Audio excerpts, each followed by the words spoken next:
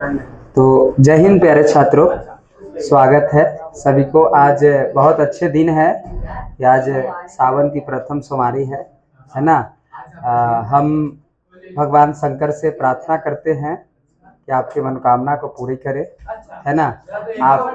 आप अच्छे नंबर से पास हो, अपने माता पिता के सपनों को पूरा करें, यही हमारी भगवान शंकर से मनोकामना है। ज़्यादा पूजा पाठ करने के चक्कर में ना रहें, खाली पूजा के करें और पढ़े नहीं, है ना। तो पढ़ाई ज़्यादा जरूरी है, पूजा पाठ कम। भगवान को पता है। और ये पूजा है तो आप जल चढ़ाने, अभी बहुत लोग जाएंगे जल चढ़ाने के लिए, और कोई कहेंगे भगवान हमको ये दे दीजिए, तो कोई कहेंगे कि हमको अच्छा पत्नी दे दीजिए, है ना। कोई, है ना, कोई कहेंगे कि हमको अच्छा साली चाहिए, तो है ना। हाँ, कोई ये भी कहेगा कि हमको अच्छे, हाँ कोई ये सब लड़का कहेगा, लड़की कोई कहेगा कि आपको अच्छे सास चाहिए, है ना, एकदम चुड़ैल नहीं होनी चाहिए, है ना। हाँ, तो ये बात है। तो आप लोग भगवान से कुछ मांगने नहीं जाना है, भगवान से दुनिया सब मांगने जा रहा है। भगवानों को लगता होगा लोग खाली हमसे मांगने ही आते, कभी मिलने भी आया करो, है ना। कितना बुरा लगता होगा उनको कि जब आता है सब हमसे खाली मांगने आता है, कोई मिलने भी आया करो तो आप लोग मिलने जाइएगा। भगवान से कुछ मांगा नहीं जाता है, वो तो खुदे दे देते हैं। उनको पता है कि आपको क्या चाहिए, भगवान से छुपल है नहीं, इसलिए कुछ मांगिए नहीं, बस जाइए प्रणाम करिए चले आइए, उनसे कहिए कि आप ठीक ठाक हैं ना, कोई दिक्कत नहीं ना है, खाना पीना मिल रहा है ना। चलिए ठीक है, आ रहे हैं। चलिए स्वागत है। हम लोग पढ़ने वाले हैं जनन, नहीं जी, प्रजनन ही और जनन नहीं, प्रजनन जनन। आइए, है ना। हम लोग पढ़ेंगे पादप तथा मानव में जनन, पादप तथा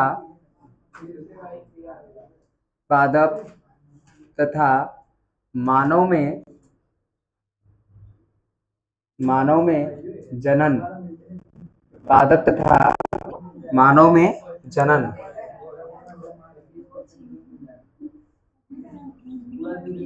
पादप तथा मानव में जनन। आइए देखिए, पादप तथा मानव में जनन। सर ये जनन प्रजनन क्या है, जनन क्या है? तो जितने भी जीव हैं वो अपने पीढ़ी को बचाए रखने के लिए, अपने पीढ़ी दर पीढ़ी को बढ़ाने के लिए क्या करते हैं, जनन करते हैं, है ना। उसी को इंग्लिश में रिप्रोडक्शन कहते हैं। हाँ, रिप्रोडक्शन के नाम से हम जानते हैं। बात किया जाए सर, एक ही जाति के जीव, एक ही जाति के जीव द्वारा नए जीव का उत्पन्न होना प्रजनन कहलाता है। हम बात करें कि सर पहले देखेंगे प्रजनन, क्या देखेंगे, प्रजनन, प्रजनन, फिर हम देखेंगे जनन को, फिर किसको देखेंगे, जनन को, पहले देखेंगे प्रजनन को। तो जब सवाल आती है एक ही जाति के जीव, कैसे, एक ही जाति के जीव, एक ही जाति के, एक ही जाति के जीव, एक ही जाति के जीव द्वारा, एक ही जाति के जीव द्वारा नए, कैसे, नए जीव का उत्पन्न होना, नए जीव का उत्पन्न होना, नए जीव का उत्पन्न होना क्या कहलाता है? तो सर प्रजनन कहलाता है, प्रजनन कहलाता है। क्या ये बात समझ रहे हैं आप, समझ रहे हैं? मतलब एक ही जाति के जीव, एक ही जाति के जीव, जैसे मनुष्य है तो मनुष्य जाति, ये नहीं समझना है कि सब जाति कह रहे हैं तो जाति क्या कह रहे हैं, नहीं ऐसा, ये जाति हम नहीं कह रहे हैं, ये फल्ला जाति, ये जाति का बात नहीं है। ये हम देख रहे हैं कि एक ही जाति के जीव, एक ही जाति के जीव, जैसे गाय है तो गाय जाति, है ना, भैंसिया है तो भैंस जाति, है ना, मानव है तो मानव जाति, है ना। तो ये बात हम कर रहे हैं, ना कि हम ये कह रहे हैं किसी जाति की खास जाति की बात कर रहे हैं। तो एक ही जाति के जीव द्वारा, एक ही जाति के जीव द्वारा नए जीवों का उत्पन्न होना, नए जीवों का उत्पन्न होना ही क्या कहलाता है, प्रजनन कहलाता है। क्या कहलाया, प्रजनन कहलाया। प्रजनन इस पृथ्वी पर किसी जाति के बने रहने के लिए परम आवश्यक है, परम आवश्यक है। यदि बात करें कि सर क्या ये प्रजनन जो है, क्या प्रजनन आवश्यक है कि नहीं है? प्रजनन आवश्यक है। क्या बिना प्रजनन किए या बिना जनन किए क्या आदमी जीवित रह सकता है कि नहीं रह सकता है? रह सकता है। तो आखिर प्रजनन क्यों? तो अपने पीढ़ी को बनाए रखने के लिए, अपने पीढ़ी को बनाए रखने के लिए। जैसे हम सबके जैसे दादा, तो दादा से हुए कौन? पापा, और पापा से हुए कौन? बेटा, और हमसे होगा हमार बेटा, है ना, उससे होगा उसका बेटा। तो यही तो है क्या? प्रजनन, अर्थात क्या? जनन। हंसिए नहीं, है ना, हंसना नहीं है, आप लोग हंस रहे हैं, ठीक है। हाँ, ठीक, कुछ ऐसे शब्द हम बोलेंगे तो आप हम पर गुस्सा नहीं होइएगा, ठीक ना। हाँ, इसमें हम कोई लाज शर्म नहीं है, कुछ बुला भी सकते हैं इससे, ठीक है, इसलिए आपको लाज शर्म होने की जरूरत नहीं है। आप शिक्षित हैं, नहीं, आप शिक्षित हैं, इसलिए, है ना। तो एक ही जाति के द्वारा एक ही जाति के जीव द्वारा नए जीव का उत्पन्न होना क्या कहलाता है? तो सर प्रजनन कहलाता है। क्या कहलाता है? प्रजनन। प्रजनन इस पृथ्वी पर किसी जाति के प्रजनन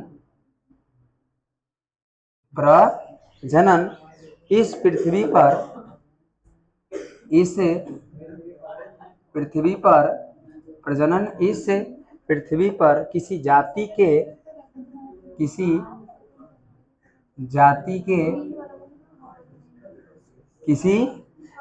के बने रहने के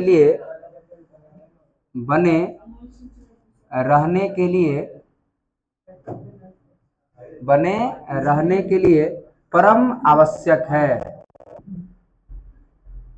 परम आवश्यक है, अर्थात अपने पीढ़ी को बचाए रखने के लिए, है ना, अपने पीढ़ी को बचाए रखने के लिए, अपने वंश को बचाए रखने के लिए क्या जरूरी है? तो प्रजनन जरूरी है। बात किया जाए तो सर प्रजनन का अर्थ ही होता है उत्पत्ति। प्रजनन का अर्थ ही क्या? उत्पत्ति, है ना। प्रजनन अर्थात जनन का अर्थ ही होता है। बात किया जाए तो प्रजनन या जनन का कालू अर्थ होता है, प्रजनन का अर्थ होता है क्या? उत्पत्ति। क्या है? उत्पत्ति। आखिर किसका उत्पत्ति? तो संतान की उत्पत्ति। प्रजनन का अर्थ ही क्या? उत्पत्ति। क्या अभी हमने बताया कि क्या प्रजनन एकदम अनिवार्य है? क्या प्रजनन एकदम अनिवार्य है? तो सर प्रजनन कोई जरूरत नहीं, अनिवार्य नहीं भी है। प्रजनन अनिवार्य नहीं है, नो, है ना, प्रजनन अनिवार्य नहीं है। तो आखिर क्यों प्रजनन हो रहा है? तो अभी हमने बताया कि बनाए रखने के लिए, अर्थात अपनी पीढ़ी को आगे बढ़ाने के लिए। तो प्रजनन आवश्यक इसलिए है, प्रजनन आवश्यक इसलिए है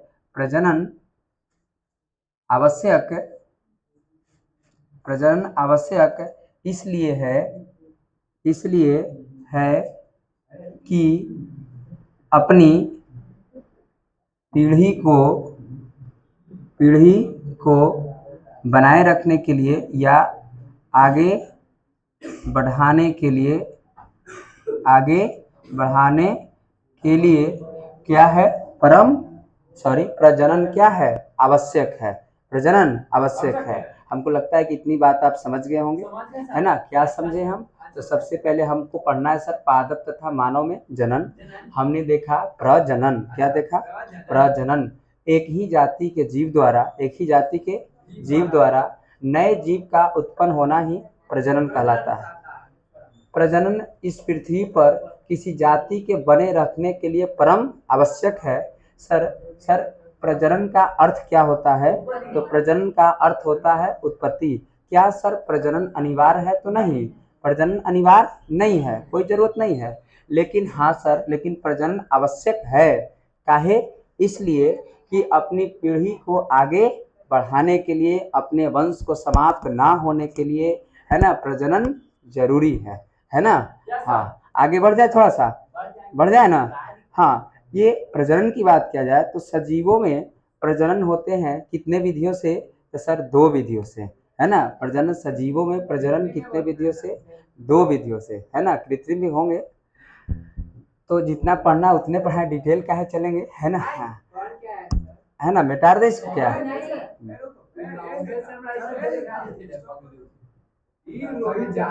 अब हम इतने बातों को तो देख लिए, थोड़ा सा बातों को टॉपिक को आगे बढ़ाते हुए चलेंगे। बात किया जाए प्यारे छात्रों, तो जनन के प्रकार किसको देखेंगे। हाँ, जनन के उसी प्रजनन, है ना। तो जनन के प्रकार, जनन के प्रकार, किसका प्रकार, तो जनन के प्रकार। हम जानते हैं जनन जो है 2 प्रकार के होते हैं। कितने प्रकार के, 2 प्रकार के जनन, 2 प्रकार के होते हैं।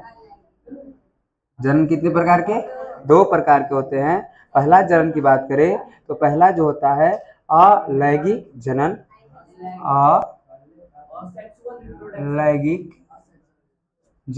अलैंगिक जनन, और दूसरा जो होता है लैंगिक जनन। कैसे, हाँ लैंगिक जनन, अलैंगिक जनन, और दूसरा क्या, लैंगिक जनन। ये हमारा दूसरा है और ये हमारा पहला है। मतलब जनन के प्रकार, जनन के कितने प्रकार, तो सर 2 प्रकार। पहला हम अलैंगिक जनन देखे और दूसरा हम लैंगिक जनन देखे। अलैंगिक जनन और लैंगिक जनन, इसमें बात किया जाए तो इसमें सेक्सुअल रिलेशन नहीं होता है, इसमें सेक्सुअल रिलेशन नहीं होता है, परंतु इसमें जो है सेक्सुअल रिलेशन, इसमें सेक्सुअल रिलेशन होता है, इसमें सेक्सुअल रिलेशन होता है और इसमें सेक्सुअल रिलेशन नहीं होते हैं। होंगे जी, नहीं होंगे। बात किया जाए तो इसमें जो है एक ही जीव की आवश्यकता होती है। इसमें बात किया जाए तो इसमें एक ही जीव के, कितने, एक ही जीव की आवश्यकता, एक ही जीव की आवश्यकता होती है, एक ही जीव की आवश्यकता होती है, परंतु इसमें जो है एक जीव के नहीं, इसमें जो है 2 जीवों की आवश्यकता होगी। कितने जीवों की, इसमें जो है 2 जीवों की आवश्यकता होगी, 2 जीवों की आवश्यकता होगी। किसमें, अलैंगिक जनन में, किसमें, अलैंगिक जनन में। और बात किया जाए तो इसमें जो है ज़्यादा संतान की उत्पत्ति होती है, इसमें ज़्यादा संतान की उत्पत्ति होती है, परंतु उसमें जो है 1 से 2 ज़्यादा हो जाते हैं, 3 तक होते हैं। बकरी उकरी के 3 संतान जन्म लेते हैं। तो इसमें जो है, इसमें एक ज़्यादा संतान इसमें नहीं होता है ना। हाँ, तो इससे बात किया जाए, ठीक है। हाँ, तो इसमें जो है ज़्यादा, इसमें ज़्यादा। सर अलैंगिक जनन में क्या क्या आ जाएंगे, अलैंगिक जनन में क्या क्या आ जाएंगे। क्या आप आलू को जानते हैं जी, आलू को जानते हैं। हाँ सर आलू। क्या आप गन्ना को जानते हैं, किसको, गन्ना को, है ना, गन्ना को जानते हैं। तो ये सब सर है, तो कैसा जनन है, अलैंगिक जनन। हंसने की जरूरत नहीं है नलायको, है ना। हाँ, आलू और क्या, गन्ना, आलू और गन्ना। और इसमें बात किया जाए, इसमें जो है हमारे मानव जो आ जाते हैं, प्लस जो स्तनधारी जीव हैं, है ना। बात किया जाए तो इसमें नर या मादा नहीं होते हैं, इसमें नर या मादा होगा कि नहीं होगा, इसमें नर या मादा की जरूरत नहीं होती है, एक ही जीव है ना, एक ही है। और इसमें जो है नर और मादा की जरूरत होती है, इसमें नर और मादा की जरूरत होती है, नर और मादा की जरूरत होती है। तो ये बात था आपको प्यारे छात्रों, जनन के प्रकार हमने बताया। जनन कितने प्रकार के, तो जनन 2 प्रकार के। पहला हम देखे अलैंगिक जनन और दूसरा हम देखे लैंगिक जनन। अलैंगिक जनन में इसमें सेक्सुअल रिलेशन नहीं होता है, लेकिन इसमें सेक्सुअल रिलेशन होता है। बात करें तो इसमें एक ही जीव की आवश्यकता होती है और इसमें 2 जीवों की आवश्यकता होती है। बात करें इसमें ज़्यादा से ज़्यादा संतान की उत्पत्ति हो जाती है और इसमें ज़्यादा संतान की उत्पत्ति नहीं होगी, इसके अपेक्षा इसमें उतना नहीं होगी। बात किया जाए तो इसमें जैसे आलू हो गया, गन्ना हो गया, और इसमें और बहुत सारे हैं, हाँ स्तनधारी इसमें आ गए। बात करें तो इसमें जो है नर एवं मादा की जरूरत नहीं होती है, लेकिन इसमें नर एवं मादा की जरूरत होती है। और ये बात था आपको अलैंगिक जनन और लैंगिक जनन में। अलैंगिक जनन और लैंगिक जनन में क्या कोनो दिक्कत है? जनन कहलाती है लगन। तो ये जनन की विधि कौन से जनन कहलाएगी? अलैंगिक जनन कहलाती है। करल बोलते क्या? हाँ बोले। जब केवल एक ही जीव से ही नए जीव उत्पन्न होता है तो जनन की यह विधि अलैंगिक जनन कहलाता है। ठीक हो गए? कोई दिक्कत है क्या? ठीक है। दूसरा लैंगिक जनन किसे कहते हैं? हाँ एग्जाम्पल में हमने आपको पहले ही ऊपर लिखवा दिया है, इसीलिए हाँ ऊपर लिखा है तो नीचे हम खाली एरो करवाए। हाँ नीचे से लैंगिक जनन किसे कहते हैं? देखिए हाँ रुक गए 2-4 घंटा। बोले क्या?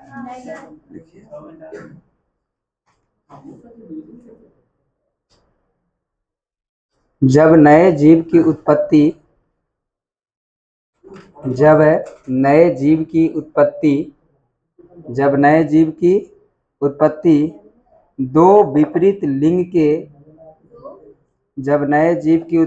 दो विपरीत लिंग के जीवों के द्वारा होती है, जब नए जीव की उत्पत्ति दो विपरीत लिंग के जीवों के द्वारा होती है तो जनन की यह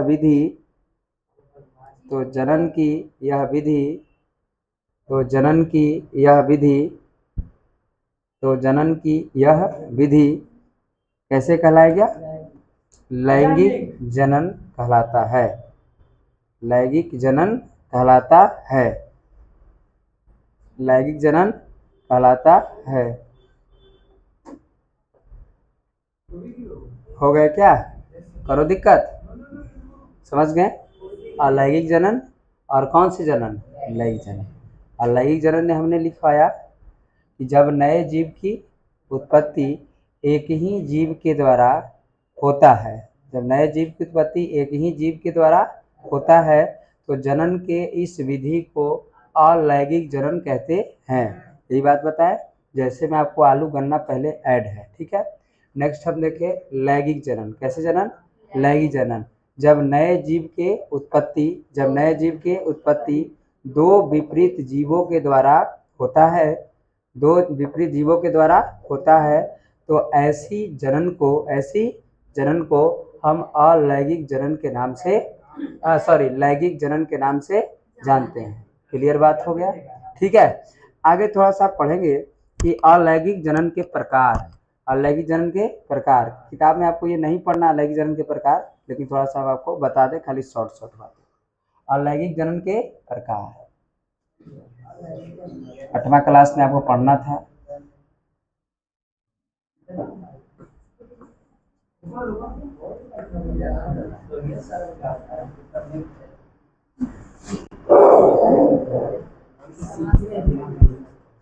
अलैंगिक जनन के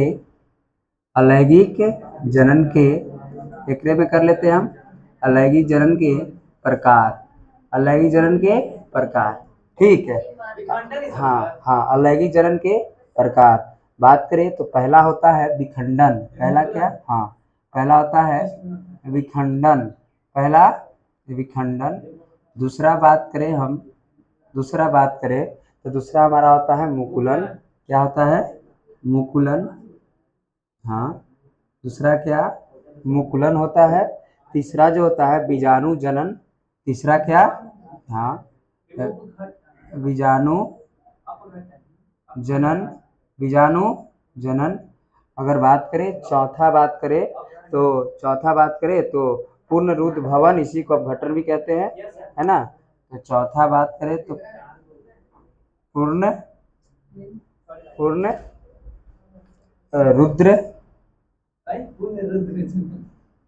रुद्र भवन के नाम से जानते हैं।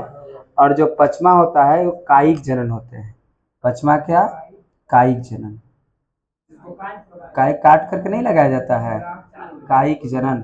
जैसे आलू के काट काट के बो दीजिएगा तो वो लग जाता है ना। केतारी गन्ना को काट के, गुलाब को फूल करके काट के लगा दीजिएगा तो उसको कायिक जनन के नाम से जानते हैं। बात समझ गए? बस इतने हम आपको पढ़ाएंगे, इसमें डिटेल नहीं चलेंगे क्योंकि ये पूछता नहीं तो हम फालतू में नहीं चलेंगे आगे, है ना। तो ये देखिए अलैंगिक जनन के प्रकार। अलैंगिक जनन के प्रकार कौन से? विखंडन, मुकुलन, बीजाणु जनन, पुनरुद्भवन और कायिक जनन, है ना। तो कितने प्रकार के अलैंगिक जनन के? 5। कितने? 5। पहला क्या? विखंडन, दूसरा मुकुलन, तीसरा बीजाणु जनन और चौथा पुनरुद्भवन और पांचवा कायिक जनन। कौन सा जनन? कायिक जनन। क्या क्लियर बात है? क्लियर ना? क्लियर। बात करें लैंगिक जनन। कौन से जनन? लैंगिक जनन। तो लैंगिक जनन ने हमने देखा कि लैंगिक जनन भी 2 प्रकार के होते हैं। कितने प्रकार के? 2 प्रकार के। एक लिंगी, कैसे?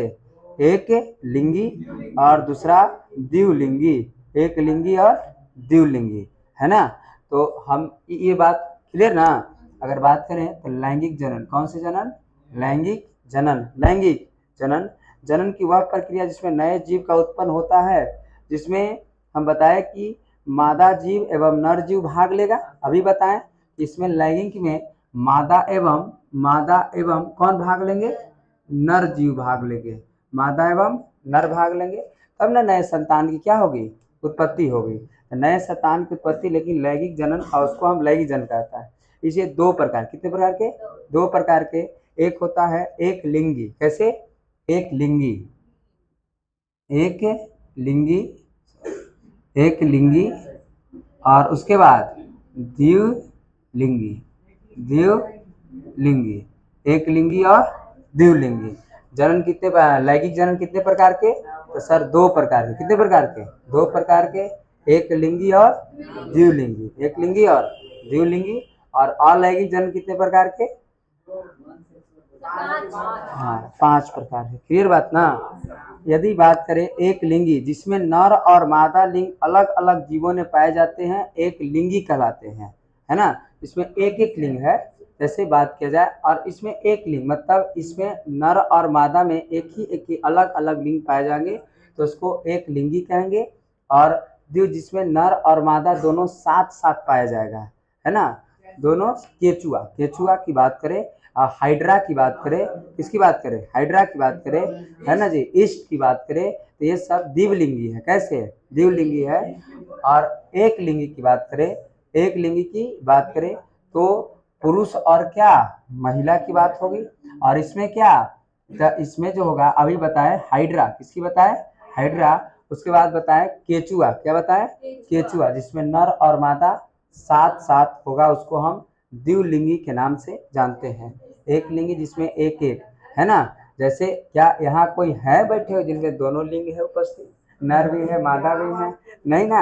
हाँ, तो ये बातों को देखें, समझे कि नहीं समझे? हाँ, तो जी हाँ, इसको लोडेड करिए, इसको लोड करिए और इसको यहाँ तक कर करके हो गया। हाँ, तो लिखिए एक लिंगी किसे कहते हैं? हाँ जी, एक लिंगी किसे कहते हैं? एक लिंगी किसे कहते हैं? एक लिंगी किसे कहते हैं? बोले जी, लिखिए। अच्छा ठीक, उतारिए उतारिए, स्टॉप करो, उतारो उतारो उतारो, कोई दिक्कत नहीं, 2-4 लगेगा। हाँ, पुष्पी पौधे की बात करें तो पौधे में हम देखेंगे प्लांट लिंग के बारे में। किसमें? पौधों में, है ना। तो पौधों में जनन अंग को देखेंगे। पौधों में किसके अंग के देखेंगे? जनन अंग को।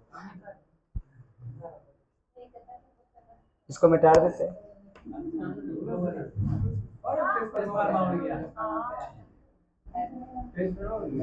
अरे बड़ा कुछ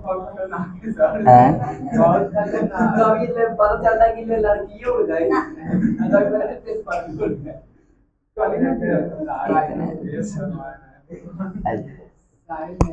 अब हम थोड़ा सा देखेंगे पौधों में, पुष्पी पौधों में जनन अंग या जनन के प्रकार। पुष्पी पौधों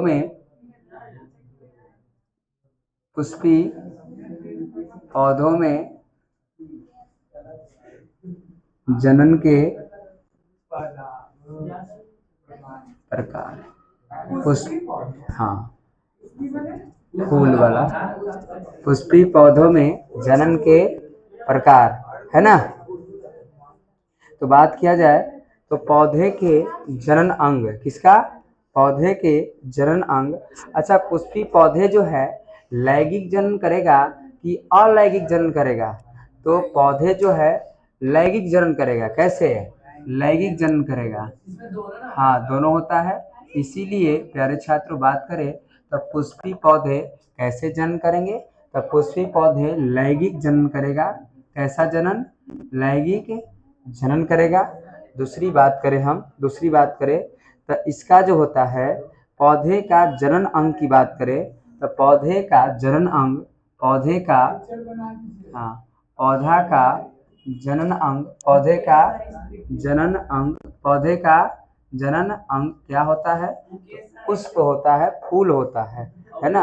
हाँ, पौधे का जनन अंग पुष्प, क्या पुष्प, या इसी को फूल भी कहते हैं। ये फूल होता है, इसका फूल होता है। यही स्त्री केसर और पुंकेसर की बात किया जाए। अगर आगे हम बात किया जाए तो फूल जो है तने के जिस डंठल से जुड़ा होता है, फूलवा जो है तो ये ऊपर फूल रहता है, ऐसे ऐसे फूल होते हैं, है ना। हम ऐसे ही बनाते हैं, ठीक है, ठीक। ये फूल की बात है। हाँ जी, देखिए, अरे जो फूल तने के जिस डंठल से जुड़ा होता है उसे हम वृत्त के नाम से जानते हैं। ये जो जुड़ता है यहाँ पर, जो जुड़ा ना जी, ये जुड़ा ना, इसको हम क्या कहते हैं? तो वृत्त कहते हैं। क्या कहेंगे? वृत्त। क्या कहें हम इसको? वृत्त के नाम से जानते हैं। और अगर यही वृत्त कहते हैं, और ऊपर का जो फूल होता है इसी को हम पुष्पासन के नाम से जानते हैं। पुष्पासन के नाम से हम इसको जानते हैं। और जी हाँ दोस्तों, है ना। और इसके ऊपर सभी प्रकार के निश्चित क्रम में यही सब फिर क्या होते हैं? व्यवस्थित होगा, फिर सब व्यवस्थित होगा। यदि बात करें तो एक पूर्ण पुष्प के 4 भाग होते हैं। अब एक एक बातों को हम बताएंगे आपको। एक पूर्ण पुष्प जो होता है, इसको नहीं, एक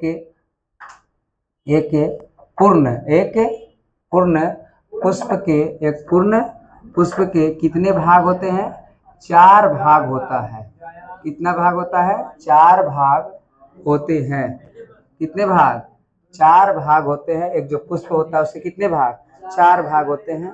पहला बात किया जाए तो पहला होता है बाह्य दल पुंज। कैसे? पहला होता है बाह्य दल पुंज, ये पहला भाग। दूसरा भाग की बात किया जाए तो एक होता है दल पुंज। कैसे? दल पुंज। दूसरा होता है हमारा दल पुंज। कौन से? दल पुंज। तीसरा बात करें हम तो तीसरा होता है पुमंग। क्या होते हैं? पुमंग। तीसरा क्या? पुमंग। और सर 4 होते हैं तो चौथा क्या है? तो चौथा होगा ज्यांग। क्या होगा? ज्यांग। चौथा क्या? ज्यांग। क्या ये बात क्लियर है ना। एक पूर्ण पुष्प के कितने भाग होते हैं? तो एक पूर्ण पुष्प के 4 भाग होते हैं। पहला बात किया जाए तो इसको कहते हैं बाह्य दल पुंज। ये बाह्य को हटा देना है, दल पुंज। ये दल को हटा देना है, पुमंग हो जाएगा। यहाँ से पुमंग हो जाएगा और उसके बाद ज्यांग हो जाएगा। तो एक पूर्ण पुष्प के कितने भाग? तो सर एक पूर्ण पुष्प के 4 भाग होते हैं। बाह्य दल पुंज, पुमंग और क्या? ज्यांग। आगे इसकी बातों को बढ़ेंगे, क्योंकि बाह्य दल पुंज यह भाग प्रकाश संश्लेषण द्वारा ग्लूकोज का निर्माण करता है। यदि बात करें किसके? बाह्य दल पुंज के, इसका काम, फिर इसका काम भी थोड़ा देखेंगे, इसका भी देखेंगे और इसका भी देखेंगे, सबको हम देखेंगे। तो ये बाह्य दल पुंज क्या हुआ?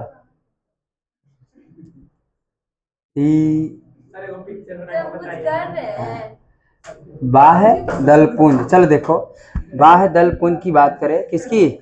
बाह्य दल पुंज। तो यह भाग प्रकाश संश्लेषण द्वारा ग्लूकोज का निर्माण करते हैं। यह जो है, यह प्रकाश संश्लेषण द्वारा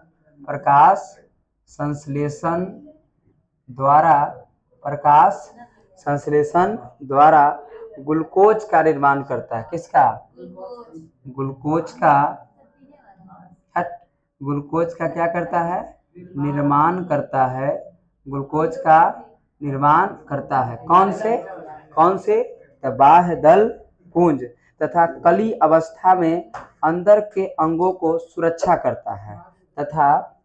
तथा कली अवस्था में, इस अवस्था में, कली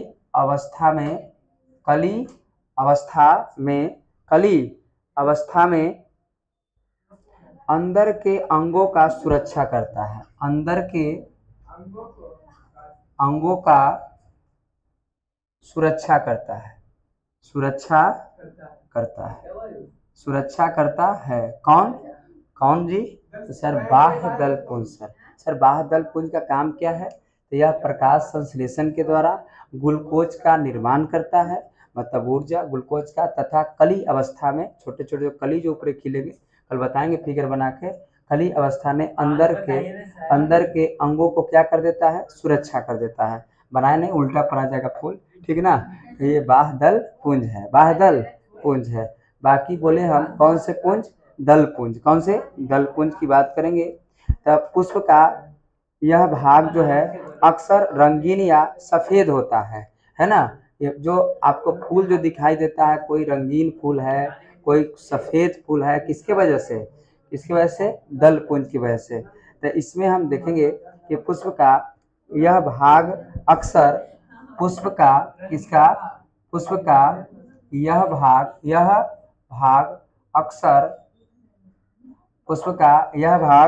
अक्सर रंगीन या सफेद होता है ना। हाँ जी, हाँ, रंगीन या क्या होता है? सफेद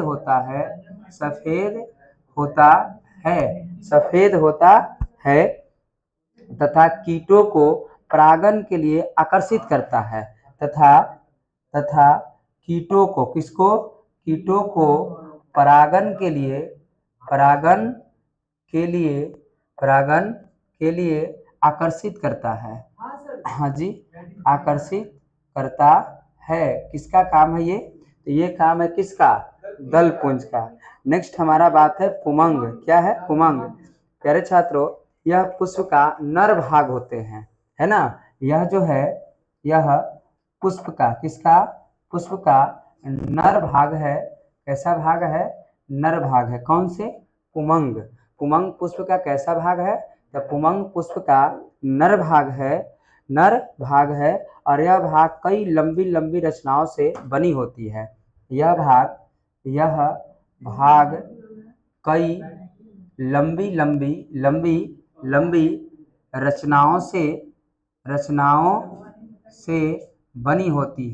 रचनाओं से बनी होती है। कौन? तो पुमंग। कौन? पुमंग। हाँ, जिसे हम पुंकेसर कहते हैं। जो लंबा लंबा जो बना रहेगा, है ना, उसको क्या कहेंगे हम? पुंकेसर। क्या कहा जाता है? पुंकेसर कहा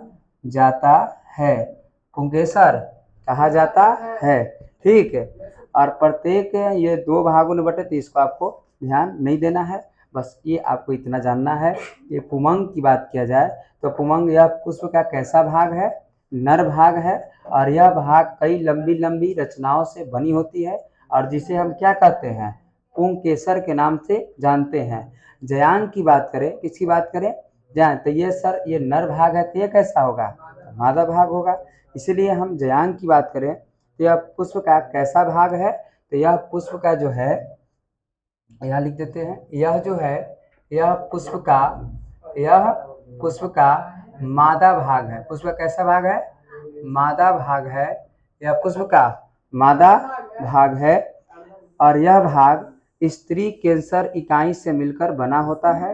हाँ, स्त्री केसर है ना जी। स्त्री कैंसर नहीं, स्त्री केसर, स्त्री केसर, स्त्री केसर से मिलकर क्या होता है, बना होता है ना। हाँ, वो भी 3 भाग में है। और यह बात किया जाए तो यह पुष्प का कैसा भाग है, मादा भाग है।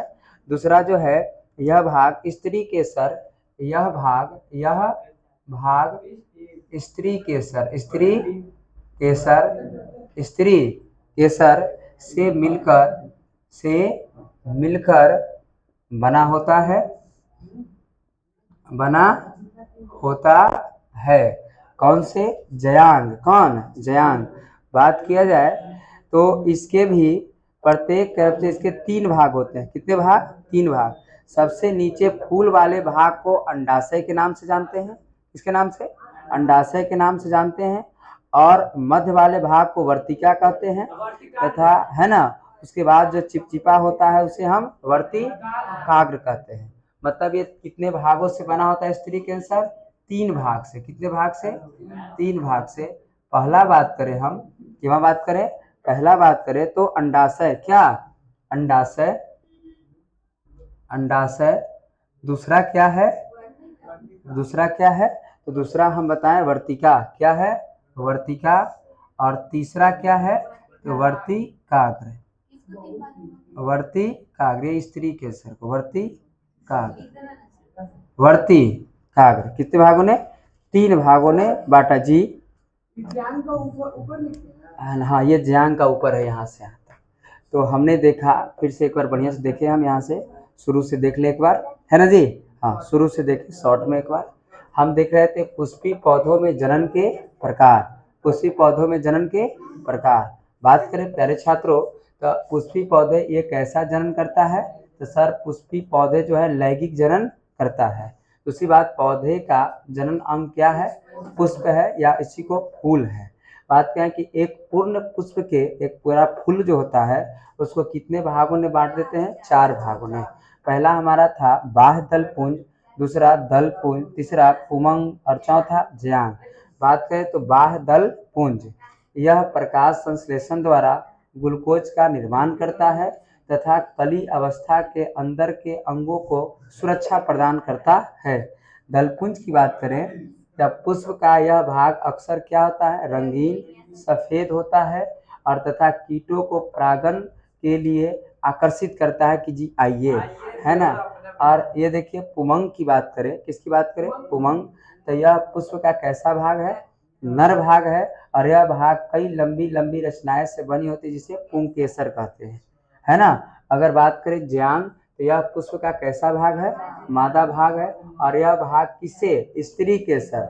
मतलब सवाल क्या है कि पुंकेसर कहाँ रहता है, तो पुमंग का है, किसका है, स्त्री केसर किसका भाग है, तो सर ज्यांग का है। और यही यह भाग स्त्री केसर से मिलकर बना होता है।